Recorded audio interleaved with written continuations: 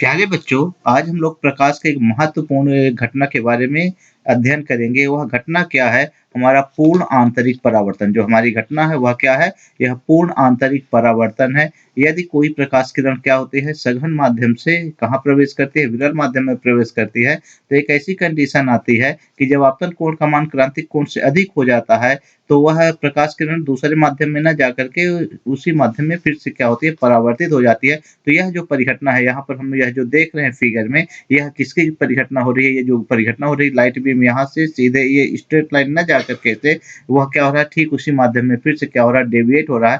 तो यह जो परिघटना होगी वो पूर्ण आंतरिक परावर्तन होगी। तो आज का जो हमारा वीडियो रहेगा वह क्या रहेगा? पूर्ण आंतरिक परावर्तन पर रहेगा। तो हम समझेंगे कि पूर्ण आंतरिक परावर्तन क्या है, इसकी क्या परिभाषा है, फिर इसका इसका दैनिक जीवन में हम कहाँ प्रयोग देखते हैं, प्रकृति में ऐसी कौन सी घटनाएं हैं जिनको हम पूर्ण आंतरिक परावर्तन के आधार पर उनका वर्णन कर सकते हैं, और इनसे हम कौन सी डिवाइस या कौन सी युक्तियां बनाते हैं कि वह पूर्ण आंतरिक परावर्तन पर काम वर्क करती हैं। तो पूर्ण आंतरिक परावर्तन बहुत ही महत्वपूर्ण क्या है? परिघटना है। पूर्ण आंतरिक परावर्तन के पहले हम प्रकाश की कुछ और घटनाओं के बारे में हम जानते हैं। हमको पता है प्रकाश का परावर्तन क्या होता है, प्रकाश का अपवर्तन क्या होता है। तो पूर्ण आंतरिक परावर्तन के पहले इन दोनों टर्मों को एक बार फिर से हम क्या करेंगे? कॉल बैक करेंगे, रिकॉल करेंगे, ताकि वह चीज हमारी क्या हो जाएगी? क्लियर हो जाए। पहला चीज आता है, हम देखेंगे कि प्रकाश का क्या है, परावर्तन क्या है। यहाँ पर जो टर्म है प्रकाश का क्या देखें? परावर्तन। तो जो प्रकाश का परावर्तन है, हम जानते हैं कि जब कोई प्रकाश किरण, यहाँ पर जो यदि कोई प्रकाश किरण किसी सतह पे टकराती है, किसी सतह पे टकराती है, तो प्रकाश किरण ठीक उसी माध्यम में क्या होती है? वापस लौट जाती है। उसी माध्यम में क्या होती है? वापस लौट जाती है। तो यह जो परिघटना हो रही है प्रकाश की, यह परिघटना, इसे हम क्या कहते हैं? प्रकाश का परावर्तन कहते हैं। प्रकाश के परावर्तन में क्या होता है? हमारे पास प्रकाश के परावर्तन के हमको पता है 2 नियम होते हैं। यहाँ पर ये हमारा क्या होता है? आपतन कोण होता है, और यहाँ पर ये दूसरा हमारा कौन-सा कोण होता है? ये अपवर्तन कोण होता है, सॉरी परावर्तन कोण होता है। तो जो आपतन कोण होता है वो आपतन कोण I है। आपतन कोण को हम किससे प्रदर्शित करते हैं? I से प्रदर्शित करते हैं। और जो परावर्तन कोण होता है वह क्या होता है? हमारा R होता है। तो ये दोनों कोण सदैव क्या होते हैं? बराबर होते हैं। ये क्या होता है? हमारा प्रकाश का परावर्तन का एक नियम है।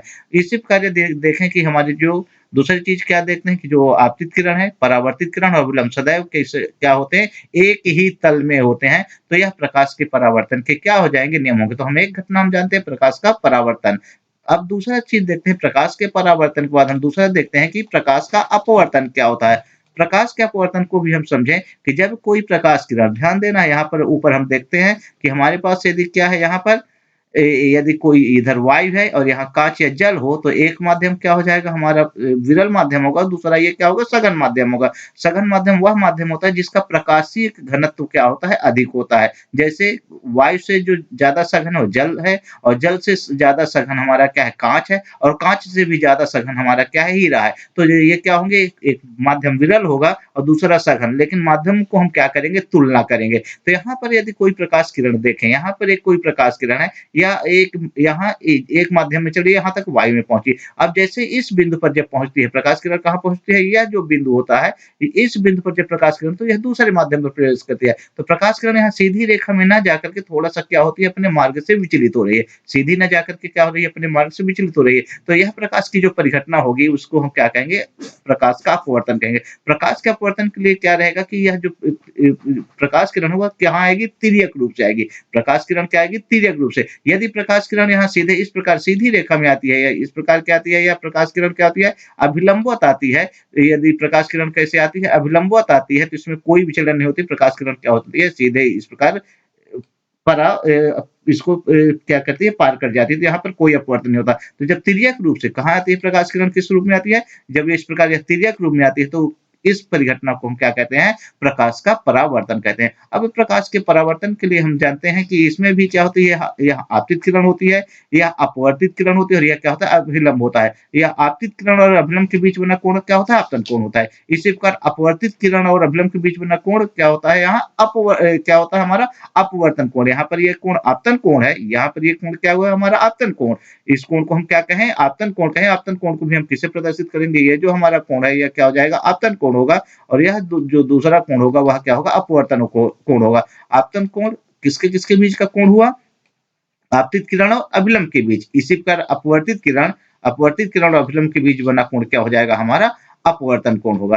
तो इसमें भी 2 नियम हैं, अपवर्तन के प्रकाश के अपवर्तन में के भी 2 नियम हैं कि आपतित किरण, अपवर्तित किरण और आपतन बिंदु पर अभिलंब सदैव एक ही तल में होंगे। यह तीनों क्या होंगे? सदैव एक ही तल में होंगे। दूसरा क्या होती है, जो आपतन कोण की ज्या है और अपवर्तन कोण की ज्या, साइन यहाँ पर यदि हम थीटा 1 यहाँ क्या ले लें, एंगल थीटा 1 ले लें और यहाँ के एंगल थीटा 2 ले लें, तो साइन थीटा बराबर साइन थीटा, मतलब आपतन कोण की ज्या और अपवर्तन कोण की ज्या का अनुपात एक नियतांक होता है, जिसे हम क्या कहते हैं, उस माध्यम का, इस माध्यम का पहले माध्यम से सापेक्ष दूसरे माध्यम का क्या कहलाता है, या अपवर्तनांक कहलाता है। अपवर्तनांक को किससे प्रदर्शित करते हैं? एन या म्यू से प्रदर्शित किया जाता है। तो इसे हम कौन सा नियम कहेंगे? यह हमारा कौन सा नियम हो जाएगा? यह स्नेल का नियम हो जाएगा। क्या हो जाएगा? स्नेल का नियम हो जाएगा। तो यह हमारा क्या था, हमने देखा प्रकाश का परावर्तन क्या हुआ, प्रकाश का अपवर्तन क्या हुआ। एक चीज यहीं पर अपवर्तन पर और ध्यान दे देना है कि जब कोई प्रकाश किरण विरल माध्यम से सघन माध्यम में प्रवेश करती है, तो प्रकाश किरण अभिलंब की ओर झुकती है। कहाँ होती है? प्रकाश किरण अभिलंब की ओर झुकती है। लेकिन यदि यही कोई प्रकाश किरण कहाँ से जाए, हमारी यदि यही प्रकाश किरण कहाँ जाए, सघन माध्यम से, यदि हम इसकी दिशा बदल दें, यहाँ पर ये कहाँ से जा रही है, यहाँ सघन माध्यम से ये इधर विरल माध्यम में प्रवेश कर जाए, ये कहाँ प्रवेश कर जाए? विरल माध्यम में प्रवेश कर जाए। तो जब कोई प्रकाश किरण सघन माध्यम से कहाँ जाती है? विरल माध्यम में जाती है, तो यह अभिलंब से क्या हो जाती है? दूर हटती है। अभिलंब से क्या होती है? दूर हटती है। यह 2 चीजों को हमको ध्यान रखना है। सघन माध्यम में प्रकाश का क्या होगा? चाल कम होगी, जबकि विरल माध्यम में प्रकाश की चाल क्या होती है? अधिक होती है। तो जिस माध्यम का अपवर्तनांक जितना अधिक होता है, उसमें प्रकाश की चाल उतनी ही कम होती है। इस बात को ध्यान रखना है। मतलब प्रकाश की चाल किस बात पर निर्भर करेगी? अपवर्तनांक पर निर्भर करेगा। कहाँ पर निर्भर करेगा? अपवर्त तो यह प्रकाश का अपवर्तन हुआ। यहाँ से हमको यह पता चला। अब हम अगला समझेंगे पूर्ण आंतरिक परावर्तन को। एक थोड़ा-सा चित्र देखते हैं। पूर्ण आंतरिक परावर्तन की स्थिति को हम कैसे प्राप्त करेंगे, वह चीज़ हम पहले समझेंगे। हम पहले प्रकाश का परावर्तन देख लिया, अपवर्तन देख लिया। यह हमको पता चल गया कि सघन माध्यम क्या होता है, ये पता चल गया कि विरल माध्यम क्या होता है। और यदि प्रकाश किरण सघन माध्यम से विरल माध्यम में जाती है, तो क्या होती है? अभिलंब से दूर हटती है। अब यहाँ पर एक बिंदु है, हमारे पास क्या है? एक यह पॉइंट है। यहाँ पर कोई बिंदु, यहाँ पर एक कोई बिंदु आकार का यहाँ पर कोई एक ऑब्जेक्ट है। ये इस पॉइंट पर आप देखें, इस पॉइंट को हम कंसीडर करें, तो यहाँ पर ये जो पॉइंट है, इस पॉइंट पर कोई एक हमारे पास वस्तु रखी है। वस्तु से यदि कोई प्रकाश किरण सीधी रेखा में चलती है, तो ये चूंकि सीधी रेखा में चली, तो यहाँ पर प्रकाश का कोई अपवर्तन नहीं हो, सीधी रेखा में ये क्या हो गई, जिस मार्ग से चली वो सीधी रेखा में, आई का मान 0 है, तो यहाँ आर का भी मान 0 है और यहाँ पर प्रकाश सीधी रेखा में चले। अब दूसरा है, हम प्रकाश किरण कहाँ, ये तिर्यक रूप से चलती है, तो जब इस बिंदु पर पहुंचते, कहाँ पर पहुंचती है? ये जो पॉइंट है यहाँ पर पहुंचती है, तो यहाँ सघन से कहाँ जा रही है? विरल की ओर जा रही है। तो यह क्या हो जाएगी? अभिलंब से दूर हटेगी। क्या होगी? ये किरण, यह जो किरण है, थोड़ा अपने मार्ग से विचलित हो गई। यह इसका जो मार्ग था ये इस प्रकार था, लेकिन इस अपने मार्ग से थोड़ा-सा क्या होती है? डेविएट होती है। तो यहाँ पर यह प्रकाश का क्या हो रहा है? अपवर्तन हो रहा है। अब यदि हम इसका आपतन कोण का मान, थीटा का मान बढ़ा दें, थीटा का मान बढ़ा दें,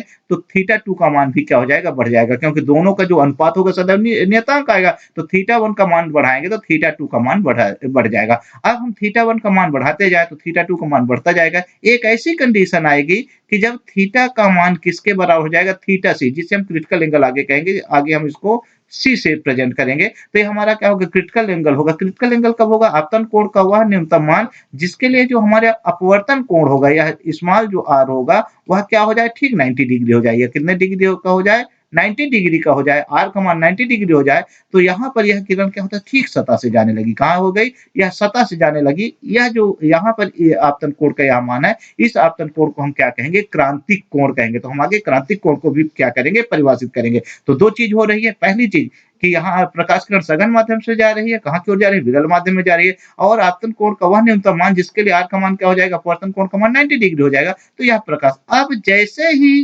क्रांतिक कोण का मान या आपतन कोण का मान थीटा सी से थोड़ा-सा और अधिक बढ़ा दें, यहाँ पर जो यह मान है, यह जो आपतन कोण है, वह थीटा सी से थोड़ा-सा भी ज़्यादा बढ़ा दें, तो प्रकाश किरण दूसरे माध्यम में ना जा करके ठीक उसी माध्यम में क्या हो रही है? यह प्रकाश किरण यहाँ से गई, ये प्रकाश किरण ये गई। अब यह प्रकाश किरण दूसरे माध्यम में ना जा करके उसी माध्यम में फिर से वापस लौट गई और यहाँ पर यह परावर्तन के नियम का पालन करती है। तो इस बिंदु पर, यहाँ पर क्या हो रहा है? यह जो बिंदु है, यहाँ पर प्रकाश का ये जो पूरी घटना हो रही है, ये पूरी घटना हो रही है, यह प्रकाश का पूर्ण आंतरिक परावर्तन हुआ। तो पूर्ण आंतरिक परिवर्तन को हम आगे डिफाइन करेंगे कि प्रकाश किरण कहाँ से जाएगी? सघन माध्यम से विरल माध्यम में हो जाएगी और आपतन कोण का मान क्रांतिक कोण होने पर प्रकाश ठीक उसी माध्यम में परावर्तन के नियमों का पालन करते हुए, किसका पालन करते हुए?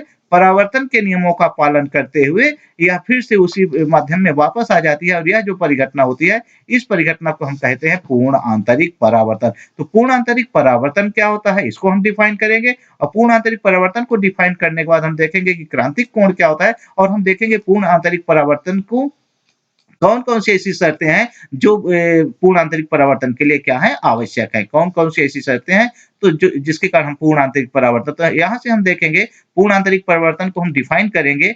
पूर्ण आंतरिक परावर्तन जब प्रकाश किरण सघन माध्यम से विरल माध्यम में प्रवेश करती है और आपतन कोण का मान क्रांतिक कोण से अधिक होता है तो प्रकाश किरण परावर्तन के नियमों का पालन करते हुए उसी माध्यम में वापस लौट आती हैं। प्रकाश के इस परिघटना को हम क्या कहते हैं? पूर्ण आंतरिक परावर्तन कहते हैं। बहुत महत्वपूर्ण डेफिनेशन है और यह बहुत ही प्रकाश की महत्वपूर्ण घटना है। इस घटना को आप क्या करेंगे यदि आपके पास रफ है तो रफ में इस डेफिनेशन को क्या कर लेंगे नोट डाउन करेंगे कि पूर्ण आंतरिक परावर्तन क्या होता है और इसके क्या करना है डेफिनेशन लिख देना है। तो पूर्ण आंतरिक परावर्तन के लिए शर्त क्या होना चाहिए कि प्रकाश किरण कहाँ से जाना चाहिए? सघन माध्यम से कहाँ की ओर जाना चाहिए? विरल माध्यम की ओर जाना चाहिए, ये चीज मिली। और आपतन कोण का मान किससे अधिक होना चाहिए? आपतन कोण का मान क्रिटिकल क्रांतिक कोण को क्रिटिकल एंगल कहते हैं, उससे अधिक होना चाहिए। तो वह प्रकाश किरण क्या होता है जिस माध्यम से चली थी अर्थात सघन माध्यम से चली थी तो उसी सघन माध्यम में ही वापस लौट आती है और यह जो घटना हुई यह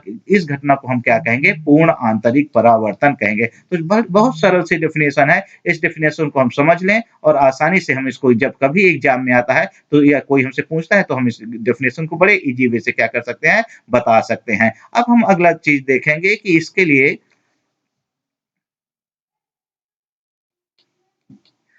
एक प्रश्न आया, हमने अभी देखा कि क्रांतिक कोण क्रिटिकल एंगल क्या होता है, क्रांतिक कोण क्या होता है? तो मैंने बताया यहाँ पर यह ये जो एंगल होगा कौन सा यहाँ पर ये जो एंगल है कि आपतन कोण का वह न्यूनतम मान जिसके लिए अपवर्तन कोण ये अपवर्तन कोण r है, r का मान क्या हो जाए ठीक 90 डिग्री हो जाए, क्या हो जाए 90 डिग्री हो जाए। तो यहाँ पर इस कोण को हम क्या कहेंगे? क्रांतिक कोण कहेंगे। क्रांतिक कोण को थीटा सी या कभी-कभी सी सिंपल सी या कभी-कभी हम इसको आई सी किसके द्वारा प्रदर्शित करते हैं? या आई सी के द्वारा भी हम इसको क्या करते हैं प्रदर्शित करते हैं। तो इसको क्या डेफिनेशन होगा? सघन माध्यम में आपतन कोण किसमें? सघन माध्यम में आपतन कोण का वह न्यूनतम मान जिसके लिए अपवर्तन कोण का मान ठीक 90 अंश कितना डिग्री हो जाए? यहाँ ठीक यह 90 डिग्री हो जाए, 90 अंश हो तो आपतन कोण के मान को हम क्या कहते हैं? क्रांतिक कोण कहते हैं। यहाँ पर यह जो कोण होगा यह क्या कहलाएगा? क्रांतिक कोण कहलाएगा जब r की वैल्यू क्या हो जाए 90 डिग्री हो जाए, r की वैल्यू क्या हो जाए 90 डिग्री। इससे हम क्रांतिक कोण को किससे प्रदर्शित करेंगे? थीटा सी से या आई सी से या सिंपल सम किसे प्रदर्शित करेंगे? इसे सी से भी प्रदर्शित करते हैं। अब हम देखेंगे कि पूर्ण आंतरिक परावर्तन के लिए कौन-कौन सी आवश्यक शर्तें हैं। प्रकाश के पूर्ण आंतरिक परावर्तन कब यह परिघटना होगी? तो इसके लिए पहला जो हमारे पास है, पहला सिंपल सा है कि पहला चीज होगा कि प्रकाश किरण सघन माध्यम से विरल माध्यम प्रवेश करना चाहिए। यह पहली शर्त है और दूसरी शर्त क्या होना चाहिए कि आपतन कोण का मान क्रांतिक कोण से अधिक होना चाहिए। 1 मार्क्स या 2 मार्क्स में क्वेश्चन आता है कि प्रकाश के पूर्ण आंतरिक परावर्तन किस शर्त लिखिए। यह फुल क्वेश्चन आता है कि पूर्ण आंतरिक परावर्तन क्या होता है और पूर्ण आंतरिक परावर्तन की शर्तें लिखिए। तो पूर्ण आंतरिक परावर्तन को हम डिफाइन करेंगे और हम किसको पूर्ण आंतरिक परावर्तन की क्या लिखेंगे? शर्तों को लिखेंगे। बहुत महत्वपूर्ण परिघटना है। अब हम देखेंगे कि पूर्ण आंतरिक परावर्तन के लिए जो हमारा यहाँ क्रांतिक कोण होगा, यहाँ पर हमारा कौन सा कोण होगा? यहाँ पर ये जो क्रांतिक कोण होगा,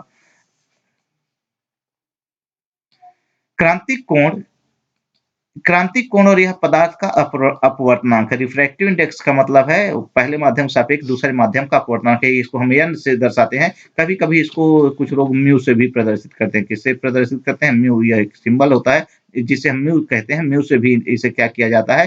प्रदर्शित किया जाता है। किसे? पूर्ण आंतरिक परावर्तन को। तो पूर्ण आंतरिक परावर्तन और यहाँ क्रांतिक कोण किसके बीच? दोनों के बीच क्या रिलेशन होता है?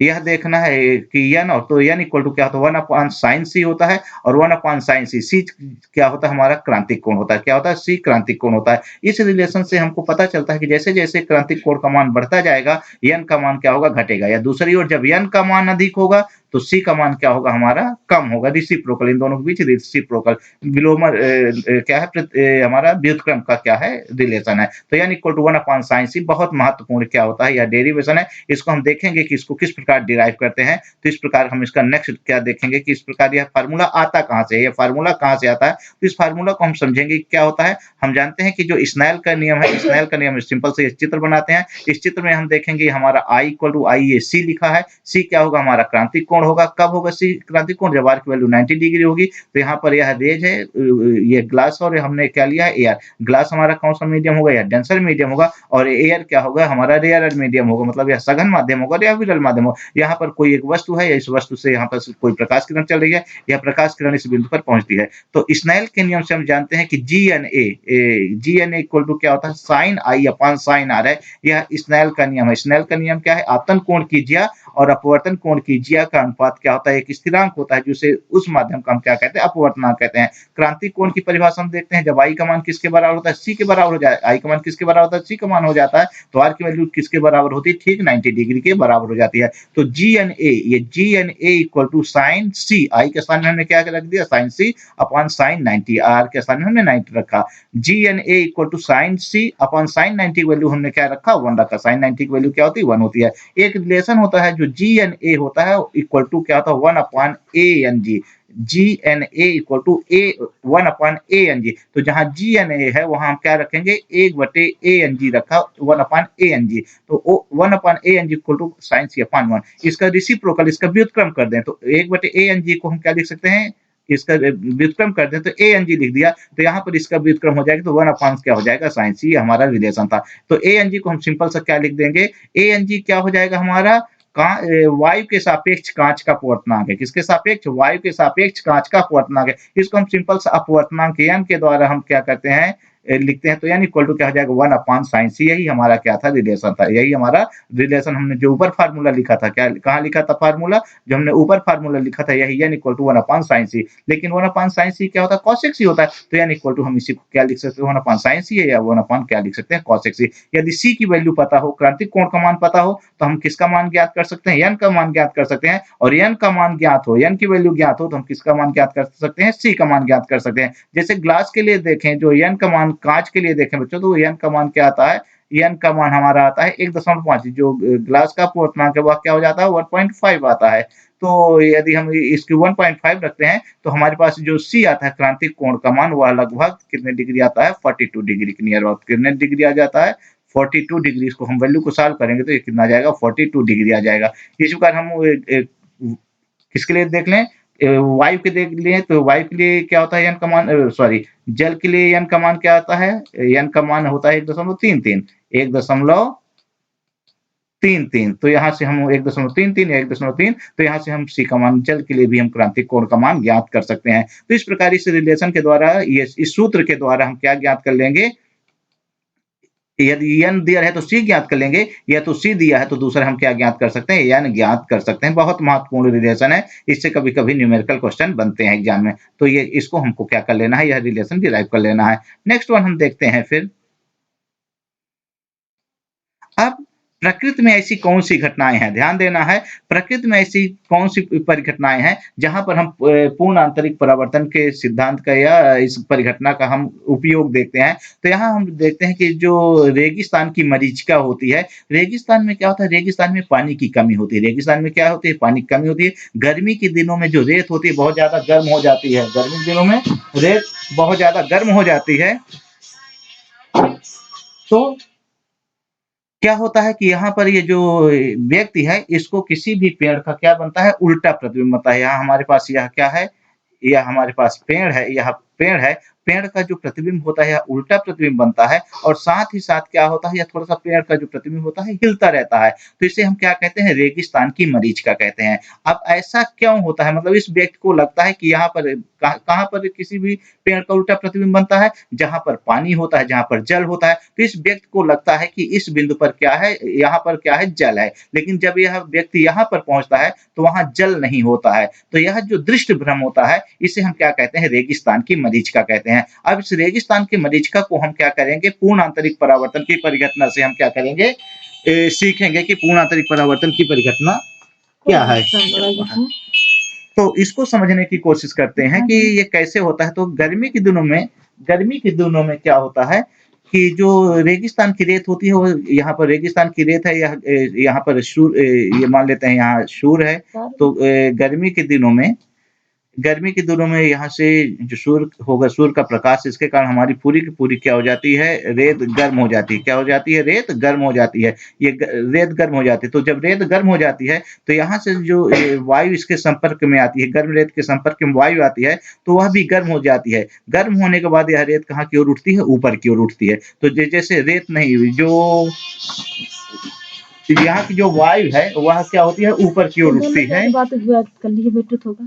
जिसके कारण नीचे का जो माध्यम होता है, वह क्या हो जाता है? सघन माध्यम हो जाता है, और ऊपर का माध्यम क्या हो जाता है? विरल माध्यम हो जाता है। मेन जो जो वायु रेत के संपर्क में होती है, तो वह क्या हो जाती है? हल्की होकर के ऊपर उठ जाती है, और इसके कारण नीचे की जो वायु होती है, वह क्या होती है? विरल हो जाती है, और ऊपर क्या होती है? सघन हो जाती है। अब यहाँ ये यदि वृक्ष से हम देखें कि जो यहाँ ये जो पेड़ है, इस पेड़ का ऊपरी हिस्से से जो चलने वाली किरणें हैं, वह कहाँ से प्रवेश कर रही हैं? सघन माध्यम से नीचे की ओर आ रही हैं, विरल माध्यम में आती हैं। तो यह सघन माध्यम से विरल माध्यम में आती हैं, तो अभिलंब से दूर हटती हैं। क्या होती है? अभिलंब से दूर हटती हैं। एक स्थिति ऐसी आती है कि आपतन कोण का मान क्या होता है? क्रांतिक कोण से अधिक हो जाता है। तो जब आपतन कोण का मान क्रांतिक कोण से अधिक हो जाता है, तो प्रकाश किरण ठीक उसी माध्यम में क्या होती है? परावर्तित हो जाती हैं। और जब प्रकाश किरण उसी माध्यम में परावर्तित हो जाती हैं, तो यह प्रकाश किरणें चूंकि सीधी रेखा में चलती है, प्रकाश किरणें क्या होती है? सीधी रेखा में चलती हैं। तो यह प्रकाश किरणें यहाँ से ना आकर के इस व्यक्ति को कहाँ से दिखती हैं? कि ये प्रकाश किरणें इस बिंदु से आती हुई दिखाई देती हैं। तो इस पेड़ का उल्टा प्रतिबिंब बनता है। पेड़ का क्या बनता है? उल्टा प्रतिबिंब बनता है। दूसरी ओर क्या होता है? ये पेड़ का जो प्रतिबिंब होता है, हिलता रहता है। क्यों हिलता है? क्योंकि यहाँ जो वायु होती है, तो वायु का घनत्व तो लगातार परिवर्तित होता रहता है, और घनत्व परिवर्तित होने के कारण यह पेड़ क्या होता है? पेड़ का प्रतिबिंब भी थोड़ा-सा हिलता रहता है। तो इस प्रकार हम देखते हैं कि इस व्यक्ति को क्या होता है? जो दृष्ट भ्रम होता है, वास्तव में क्या होता है? यहाँ पर जल नहीं होता है, लेकिन इस व्यक्ति को इस चीज़ का जल का एहसास होता है कि यहाँ पर क्या है? जल है। और इस दृष्ट भ्रम को हम क्या कहते हैं? रेगिस्तान की मरीचिका कहते हैं। और इस रेगिस्तान की मरीचिका को हम क्या कर सकते हैं? पूर्ण आंतरिक परावर्तन के द्वारा इसको समझाया जा सकता है। इसी प्रकार रेगिस्तान में जो पानी होता है, वहाँ जो हिरण होते हैं या दूसरे जीव, उनको भी इस प्रकार का दृष्ट भ्रम होता है, और जब वहाँ ये पहुँचते हैं जीव, तो वहाँ पर कोई पानी नहीं रहता है। तो यह इसको बड़े आसानी से समझाया जा सकता है, किसके द्वारा? पूर्ण आंतरिक परावर्तन के द्वारा समझाया जा सकता है। अब रेगिस्तान के मरीचिका के अलावा ठंड प्रदेशों में क्या होता है? एक दूसरी परिघटना होती है। कड़ाके की जब ठंड पड़ती है, तो यहाँ पर जो समुद्रों में या झील में कोई नाव है, तो नाव का आकाश में उल्टा प्रतिबिंब बनता है। इसको भी पूर्ण आंतरिक परावर्तन के द्वारा समझाया जा सकता है। तो यहाँ ज़्यादा ठंडी रहती है, तो यहाँ पर अब इसका विपरीत होता है रेगिस्तान के में। यहाँ जो नीचे रहता है, नीचे की वायु क्या होती है? सघन होती है, और ऊपर की वायु क्या होती है? विरल होती है। अब यहाँ पर क्या होता है? जो ये क्या है, हमारे पास कोई नाव है, तो नाव से यह प्रकाश किरण चलती है। कहाँ से कहाँ की ओर चलती है? ये सघन माध्यम से कहाँ की ओर चल रही है? ऊपर की ओर कौन सा माध्यम? विरल माध्यम है। तो सघन माध्यम से विरल माध्यम की ओर चलती है, और आपतन कोण का मान क्या होता है? क्रांतिक कोण से अधिक होने पर यह प्रकाश किरण क्या होती है? उसी माध्यम में फिर से क्या होती है? लौट आती है। और जब प्रकाश किरण लौट आती है, तो यह जो प्रकाश किरण है, क्योंकि सीधी रेखा में चलती है, तो इसको इन बिंदुओं से होकर के ये जो बिंदु है, यहाँ से प्रकाश किरण आती हुई प्रतीत होती है। तो ये जो नाव है, नाव का आकाश में कैसा प्रतिबिंब दिखाई देता है? यहाँ पर आकाश में इसका उल्टा प्रतिबिंब दिखाई देता है। तो इसे हम क्या कहते हैं? ठंडे देशों की क्या कहलाता है? यह मरीचिका कहलाती है। ये क्या होती है? ठंडे प्रदेशों की क्या कहलाती है? मरीचिका कहलाती है। और ठंडे प्रदेशों की इस प्रकार की मरीचिका को हम क्या कहते हैं? तो ये भी इसको इस परिघटना को भी हम किसके द्वारा समझा सकते हैं? पूर्ण आंतरिक परावर्तन के द्वारा बड़े आसानी से इसे क्या किया जा सकता है? समझाया जा सकता है। तो एक तो रेगिस्तान की मरीचिका है हुई, और दूसरी क्या हुई? ठंडे देशों की मरीचिका हुई। इनको बड़े आसानी से हम क्या समझा सकते हैं? किसके द्वारा? पूर्ण आंतरिक परावर्तन के द्वारा समझा सकते हैं। अब प्रकृति की एक और परिघटना लेते हैं।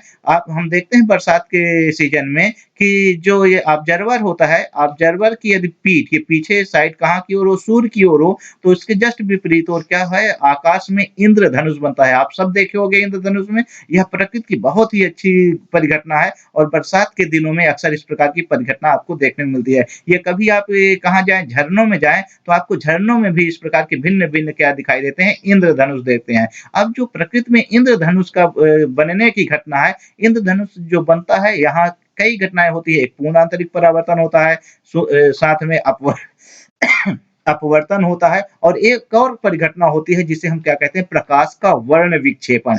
क्योंकि हम पूर्ण आंतरिक परावर्तन को परिभाषित कर चुके हैं, हम अपवर्तन को जान चुके हैं, तो थोड़ा-सा मैं यहाँ बता देता हूँ प्रकाश का वर्ण विक्षेपण क्या होता है। तो जो जल की छोटी-छोटी बूँदें होती हैं, किसकी, जो जल की छोटी-छोटी बूँदें होती हैं, वह प्रिज़्म के समान व्यवहार करती हैं। तो जब प्रकाश किरण इन जल के बूँदों में जाते हैं, तो वह अवयवी रंगों में, 7 रंगों में क्या होता है, विभक्त हो जाता है। इस परिघटना को हम क्या कहते हैं, पूर्ण आंतरिक परावर्तन कहते हैं। तो इस प्रकार की हम देखें, कभी-कभी एक इंद्रधनुष आकाश में बनी हुई दिखाई देती है और कभी-कभी 2-2 इंद्रधनुष ऊपर और नीचे बनी हुई दिखाई देती हैं। तो यह क्या होता है, एक प्राथमिक इंद्रधनुष होता है और दूसरा द्वितीयक इंद्रधनुष होता है। तो यह भी किसके कारण है, यहाँ पूर्ण आंतरिक परावर्तन और कौन-सी एक घटना घटित हो रही है, वर्ण विक्षेपण के कारण यह घटना घटित होती है। तो इसको हम समझने की कोशिश करते हैं। यह जो जल की छोटी-छोटी बूँदें हैं, ये जो जल की छोटी-छोटी बूँदें हैं, यहाँ से प्रकाश की किरणें जब यहाँ आती है, तो इस बिंदु पर, यहाँ पर यह जो बिंदु है, इस बिंदु पर आप देखें, यह जो पॉइंट है, यहाँ पर प्रकाश कहाँ, वायु से कहाँ की ओर गया, जल की बूँद की ओर। तो यहाँ पर इस बिंदु पर प्रकाश का क्या हो जाएगा, अपवर्तन होगा। अब यहीं पर यह जल की बूँद में यहाँ पर 7 रंग, यहाँ एक पट्टी दिखाई दे रही है, तो प्रकाश 7 रंगों में विभक्त हो गया, तो इसे हम क्या कहते हैं, वर्ण विक्षेपण कहते हैं। अब जब यह वर्ण विक्षेपण यहाँ पर जा रहा है, तो इसका पूर्ण आंतरिक परावर्तन होता है और पूर्ण आंतरिक परावर्तन के बाद जब यहाँ पर पहुँचता है, तो फिर से क्या होता है, अपवर्तन होता है। इस प्रकार यह प्रकाश किरण कहाँ की ओर आती है, यहाँ की ओर आती है और यहाँ प्रेक्षक होता है। इसी प्रकार यहाँ से ये प्रेक्षक होता है और ये प्रेक्षक को वह क्या दिखाई देता है, 7 रंगों में बड़ी सी बैंड दिखाई देती, पट्टी दिखाई देती है, जिसे इंद्रधनुष कहते हैं। तो जो इंद्रधनुष की परिघटना है, किसके कारण हो रही है, प्रकाश के पूर्ण आंतरिक परावर्तन कारण, अपवर्तन के कारण और साथ ही साथ यह किसका उदाहरण है, वर्ण विक्षेपण का। किसका उदाहरण है, वर्ण विक्षेपण का उदाहरण है, जिसके कारण क्या दिखाई दे रहा है हमको, आकाश में बरसात के सीजन में इंद्रधनुष दिखाई देता है। और क्या होता है, साथ साथ मैंने बताया कि झरने में भी या फॉल में आप देखेंगे इस प्रकार आपको इंद्रधनुष दिखाई देते हैं, क्योंकि जल की छोटी छोटी बूंदें किसके समान व्यवहार करती हैं, प्रिज्म में समान व्यवहार करती हैं। एक और अच्छा हम प्रकृति में देखें, बड़ा अच्छा, गर्मी के दिनों में, मई और जून में जब बहुत ज़्यादा दोपहर समय आप कभी निकलो, तो आप देखेंगे कि क्या होता है, रोड में कुछ दूरी पर आपको इस प्रकार चमकीले, यह जो पोर्शन दिखाई दे रहा है, इस प्रकार यह चमक या चमकदार सतह हमको दूरी पर आप जाएँगे, तो कुछ दूरी पर इस प्रकार हमारे को क्या दिखाई, चमकदार पट्टी दिखाई दे रही है। यह भी जो परिघटना होती है, किसके कारण होती है, पूर्ण आंतरिक परावर्तन के कारण यह परिघटना होती है। खास तौर से जो डामर वाली रोड होती हैं, तो डामर वाली रोड में इस प्रकार दूरी पर आपको चमकदार सतह दिखाई देती हैं, ठीक है ना? तो यह भी परिघटना किसके कारण होती है, पूर्ण आंतरिक परावर्तन कारण होती है, जो कब दिखाई देगी, जब कड़ाके की गर्मी पड़ती है, मई और जून की गर्मियों में आप निकलेंगे, ठंडियों में इस प्रकार की परिघटना आपको दिखाई नहीं देगी। तो ये दैनिक जीवन में हम देखते हैं कि प्रकृति में कुछ ऐसी परिघटनाएँ होती हैं, जिसे बड़े आसानी से किसके द्वारा समझाया जा सकता है, पूर्ण आंतरिक परावर्तन की सहायता से समझाया जा सकता है। अब पूर्ण आंतरिक परावर्तन के ये परिघटना है, अब इस परिघटना का उपयोग करके कुछ हम क्या बनाते हैं, कुछ युक्तियाँ बनाते हैं। उन युक्तियों में एक बहुत महत्वपूर्ण युक्ति है कि ये क्या होता है, समकोण त्रिभुज के आकार का, किस आकार का, समकोण समद्विबाहु त्रिभुज के आकार का क्या बनाया जाता है, ये प्रिज्म बनाए जाते हैं। यहाँ पर यह कोण 90 अंश का होता है और विभिन्न स्थानों पर वस्तु को रखने पर, भिन्न-भिन्न स्थानों पर वस्तु को रखने पर इसके जो प्रतिबिंब बनते हैं, वह क्या दिखाई देते हैं, भिन्न-भिन्न बनते हैं। यहाँ पर यह मान लेते हैं लंब है, यह इसका आधार हो जाएगा और यह इसका क्या हो जाएगा, कर्ण हो जाएगा। तो यदि हम वस्तु को अलग-अलग स्थान पे रखें, यदि हम वस्तु को मान लेते हैं, यदि हमारी कोई वस्तु इस स्थान पे रखी है, यहाँ पर ये हमारे पास कोई एक वस्तु रखी हुई है, यहाँ पर एक कोई सीधी रेखा में हम देखें, यहाँ पर कोई एक, इस स्थान पे एक कोई वस्तु रखी है। तो जब इस स्थान पे एक वस्तु रखेंगे, तो यह क्या होगा, एक किरण यहाँ से चली और यहाँ से पूर्ण आंतरिक परावर्तन की घटना हुआ। यहाँ पर ये वाला एंगल ये 45 डिग्री होगा, 45 अंश का हो जाएगा और यह भी 45 अंश का हो जाएगा। तो जो पूर्ण आंतरिक परावर्तन है काँच के लिए, मैंने बताया कि वो लगभग क्रांतिक कोण का मान क्या होता है, लगभग 42 अंश होता है। तो ये 45 अंश पर आपतित होती है, तो यहाँ पर परिघटना होती है पूर्ण आंतरिक परावर्तन। तो यहाँ से जो चलने वाली प्रकाश किरणें हैं, यहाँ से जो चलने वाली यह प्रकाश किरण है, तो ये इस प्रकार यह क्या होता है, लगभग ये 90 डिग्री पर, कितने डिग्री पर, ये लगभग 90 अंश के कोण पर यह क्या करता है, यह प्रिज्म इसको मोड़ देता है। तो यह पहली स्थिति है क्या, पूर्ण आंतरिक परावर्तन प्रिज्म। ये जो प्रिज्म कहलाते हैं, ये क्या कहलाते हैं, पूर्ण आंतरिक परावर्तन प्रिज्म। यहाँ पर ये इसका कितने डिग्री पर मोड़ देते हैं, 90 अंश के कोण पर इसको मोड़ देते हैं। दूसरी ओर यदि हम इसके कर्ण, ये यहाँ वाला ये कोण क्या है, 90 डिग्री है। तो यदि किसी वस्तु को हम यहाँ पर रखते हैं, तो यह, यदि यहाँ पर वस्तु को इस स्थान पे रख दिया जाए, ये वस्तु मान लेते हैं यहाँ पर ये रखती है।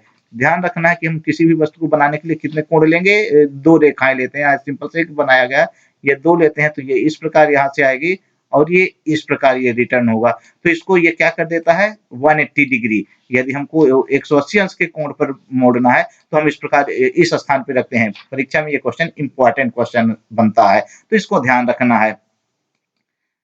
तो ये कौन-सा था? ये पूर्ण आंतरिक परावर्तन वाले प्रिज़्म थे। तीसरा हम देखते हैं, तीसरी स्थिति में यदि हम क्या किसी वस्तु को हम कहाँ रखें? यहाँ पर रखें। यहाँ पर आप देखें कि यह उल्टा प्रतिबिंब है, तो यहाँ से इस पर यहाँ पर पूर्ण आंतरिक परावर्तन होता है यहाँ, और यहाँ पर यह इसको क्या कर देता है? सीधा कर देता है। तो अलग-अलग बिंदुओं पर वस्तु को रखने पर उसके भिन्न-भिन्न कोण पर क्या कर देते हैं? या पूर्ण आंतरिक परावर्तन प्रिज़्म इनको क्या कर देते हैं? वस्तु को अलग-अलग दिशाओं में मोड़ देते हैं, जिसका हम क्या करेंगे? आगे उपयोग करेंगे। अब हम आगे देखते हैं पूर्ण आंतरिक परावर्तन के द्वारा और कुछ डिवाइस बनाई जाती है, तो उन डिवाइस में देखते हैं कि एक और बहुत महत्वपूर्ण डिवाइस है, जिसका आजकल आधुनिक युग में बहुत ज़्यादा उपयोग है। हम जिस युग में रह रहे हैं, यह संचार का युग है और इंटरनेट का युग है। तो इंटरनेट के लिए हम किसका उपयोग करते हैं? हम संचार साधनों का उपयोग करते हैं। आप जानते हैं सैटेलाइट का उपयोग किया जाता है। ठीक है ना? और सैटेलाइट के बाद इनका क्या होता है? यहाँ प्रकाशिक तंतु होते हैं। क्या होते हैं? प्रकाशिक तंतु होते हैं। यह जो प्रकाशिक तंतु होते हैं, जिसे हम ऑप्टिक फाइबर कहते हैं। तो इनके ऑप्टिक फाइबर एक ऐसी डिवाइस है जिसके द्वारा ज़िग-ज़ैग या टेढ़े-मेढ़े मार्ग के द्वारा प्रकाश को अंदर भेजा जा सकता है। एक स्थान से दूसरे स्थान तक सिग्नल क्या प्रकाश सिग्नल को ये भेजा जाता है। तो यहाँ ये छोटे-छोटे जो आप डाटे दिखाई दे रहे हैं प्रकाश किरणें हैं, और ये छोटी-छोटी बारीक क्या होती है? ये ऑप्टिक फाइबर है, जिसे हम क्या कहते हैं? प्रकाशिक तंतु कहते हैं। ये दूसरा चित्र आप देखेंगे, यह भी ये छोटे-छोटे डाटे यहाँ से प्रकाश निकल रहा है। तो यह यहाँ जो ये पूरा हमारा क्या पृथ्वी बनी है, यह पूरा इंटरनेट में आजकल आधुनिक युग में इसका प्रकाशिक तंतु का बहुत ज़्यादा उपयोग किया जाता है। और यह भी किस सिद्धांत पर कार्य करता है? यह पूर्ण आंतरिक परावर्तन के सिद्धांत पर यह डिवाइस क्या करती है? कार्य करती है। तो क्या है? प्रकाशिक तंतु क्या है और यह किस सिद्धांत पर कार्य करता है? तो पूर्ण आंतरिक परावर्तन के सिद्धांत पर क्या करता है? कार्य करता है। अब इसको हम समझ लेंगे। यह इसको थोड़ा-सा हम एक भाग लिए हैं और इसको थोड़ा-सा पूर्ण क्या प्रकाशिक तंत्र को समझने की कोशिश करते हैं। प्रकाशिक तंत्र को थोड़ा-सा समझने के लिए हम क्या करते हैं? ये जो बीच वाला भाग होता है, जिसे हम क्या कहते हैं? कोर कहते हैं। ये जो बीच का भाग है, जिसे हम क्या कहते हैं? कोर कहते हैं। यहाँ का क्या होता है? अपवर्तनांक अधिक होता है। तो जब कोई प्रकाश किरण क्या होती है? यहाँ से ये प्रकाश किरण भेजा, तो ये प्रकाश किरण सघन माध्यम से ऊपर वाला भाग क्या होता है? क्लैड होता है, और यहाँ का अपवर्तनांक कम रखा जाता है। तो ये कोर है और ये क्लैड है। तो कोर का अपवर्तनांक अधिक होता है और क्लैड का अपवर्तनांक क्या होता है? कम होता है।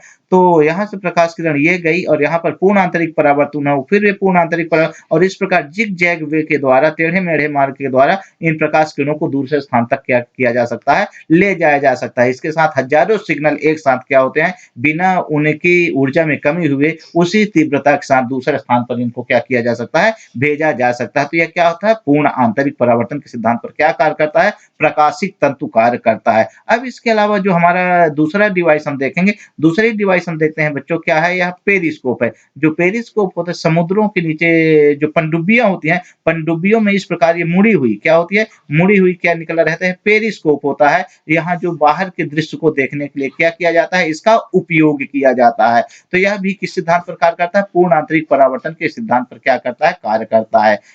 इसी प्रकार हम देखें, जो हमारा हीरे झिलमिलाते हैं, जो हीरे भी झिलमिलाते हैं, वो किसके कारण होते हैं? पूर्ण आंतरिक परावर्तन के कारण होते हैं। जो नेचुरल प्रकृति में जो हीरे पाए जाते हैं, वह क्या होते हैं? वो उनमें इतना प्रकाश की चमक नहीं होती है, लेकिन इनको इस प्रकार कट किया जाता है। ध्यान रखना है, हीरे का जो अपवर्तनांक होता है वो 2 पॉइंट कितना होता है? ये ध्यान रखना है, 2.42 होता है। 2.42 यह इसका क्या होता है? अपवर्तनांक होता है। और इसके लिए जो क्रिटिकल एंगल की वैल्यू होती है, वह क्या होती है? 24 डिग्री आती है। कितने डिग्री आती है? 24 डिग्री आती है। तो जब हीरे को कट किया जाता है, जब हीरे को क्या किया जाता है? कट किया जाता है, तो ऐसा कट किया जाता है हीरे को कि यहाँ पर ये जो हीरे को कट किया जाता है, तराशा जाता है, तो ऐसा तराशा जाता है ताकि इसमें पूर्ण आंतरिक परावर्तन की परिघटना हो। तो ये दैनिक जीवन में हम क्या बनाते हैं? इस प्रकार के डिवाइसेस बनाते हैं, इस प्रकार की युक्तियाँ बनाते हैं, जहाँ पर हम किसका उपयोग करते हैं? पूर्ण आंतरिक परावर्तन के सिद्धांत का क्या करते हैं? उपयोग करते हैं। अब एक और हम चीज़ देखते हैं यहीं पर पूर्ण आंतरिक परावर्तन से, कि जो हमारी जो मछलियाँ होती हैं, जो मछलियों का जो मछली का जो दृश्य क्षेत्र होता है, जब पानी के अंदर जो मछली रहती है, वह एक निश्चित स्थान तक की चीज़ को ही देख सकती है। यहाँ पर यह क्या है? हमारी मछली है। यह जो मछली है, इस मछली को ये यहाँ से ये मछली है, और यह मछली जब जल के अंदर रहती है तो निश्चित स्थान तक ही देख सकती है। यहाँ ये जो शंकु वाला भाग है, ये यदि कोई चीज़ कहाँ है, ये इसके अंदर है। तो जो मछली का दृश्य क्षेत्र होता है, वह दृश्य क्षेत्र क्या होता है, इतने स्थान की चीज़ों को क्या कर लेती है, देख पाती है। और इसके बाहर यदि कोई वस्तु यहाँ रख दिया जाए, यहाँ पर रख दिया जाए या यहाँ पर रख दिया जाए, तो मछली को वह चीज़ दिखाई नहीं देती। इधर की बात चीज़ें क्या दिखाई देती है, काफ़ी चमकदार दिखाई देती हैं। तो ये मछली का क्या है, दृश्य क्षेत्र है। तो इस प्रकार हम देखते हैं कि पूर्ण आंतरिक परावर्तन क्या है, पूर्ण आंतरिक परावर्तन की कौन-कौन सी शर्तें हैं और इसके अलावा विभिन्न कौन-कौन सी परिघटनाएँ हैं, जिसे हम किसके द्वारा समझा सकते हैं, पूर्ण आंतरिक परावर्तन के द्वारा क्या कर सकते हैं, समझा सकते हैं। और जब पूर्ण आंतरिक परिवर्तन के द्वारा इनको हम समझा लेते हैं, तो यह और इससे कौन-कौन से हम युक्तियाँ बनाते हैं जिनका हम क्या करते हैं आगे उपयोग करते हैं। तो मुझे आशा ही नहीं पूर्ण विश्वास है कि यह वीडियो आपके लिए उपयोगी होगा। इसके लिए वीडियो को पूरा देखने के लिए थैंक यू, धन्यवाद।